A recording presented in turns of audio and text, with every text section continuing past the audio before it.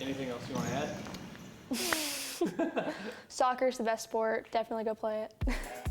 Perfect. She's driven and focused like I've never seen. She won't stop. Her drive, her commitment, in the long run, that always separates those like her from the rest. I think it's really that drive and just that desire to be great. She just seems to want it more than most kids her age that I've seen anyway. Hi, my name is Charlotte Stavis. I'm 14 years old and I play soccer. Don't think about grabbing it. You want to think about kind of opening your hand up a little bit with that bar rather than trying to keep your. First of all, it's hot in here, so it's never easy for anybody. But what impressed me the most about her is when during the quarantine when we had to shut down, unfortunately, Charlotte was one of the first to reach out and ask how she could still be training, but obviously in a safe environment, still at home. So she reached out to us. We gave her specific training protocol that she could even do at home. So even a big unfortunate circumstance doesn't stop her from wanting to get better. Go ladies! My favorite speed drill to do with the athletes is what we did today with the top speed mechanics, because they don't do a lot of it outside of maybe if you were a track runner, but if you're not, it's so good to teach the kids these mechanics when it comes to running and improving speed and velocity. Number two, I love my Olympic lifts, hang cleans, power cleans, squat cleans, power snatches of the like, for two reasons. It improves a lot of athleticism, balance, coordination, and it also helps the athlete create power at a high rate, which is what they do on any given day when they're running and jumping and kicking and throwing things. They need to be able to create power, do it correctly, which is why I love the Olympic lift and then the top speed, max velocity mechanic drills. Soccer players are very creative, technical, and they have really great vision on and off the field. I first started playing soccer when I was 3 years old, but I didn't really start seriously training until middle school.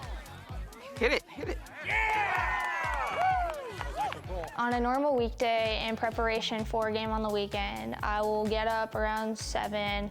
I usually eat something. Then I go to Ultimate Athlete to work on my strength, speed, and power. After that, I come home, eat lunch, rest for a little bit. Then I train on my own and practice my ball mastery and technical ability at home for 2 hours. And then usually I maybe learn a new trick or skill. And after that, I have team practice, which when I come home from, I'll practice some more on my own. My favorite thing I do when I train is I love anything ball mastery or technical related, because I feel like those drills really help showcase what I am as a player.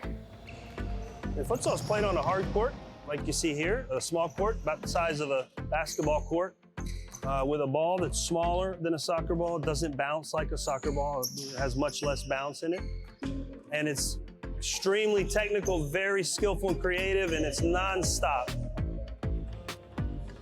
Good, remember the backwards transitions. Remember your reverse L's, crisscross wedge hop backwards, windshield wipers backwards, walk the dog backwards, cross the street backwards, reverse eco spins.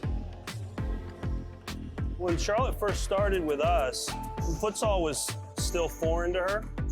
Freestyle was brand new, and there were others that were better, but she used that every single time she could identify certain flaws or weaknesses she had. Immediately she jumped on that and tried to strengthen that. And she did it with the best attitude. She never backed down from that.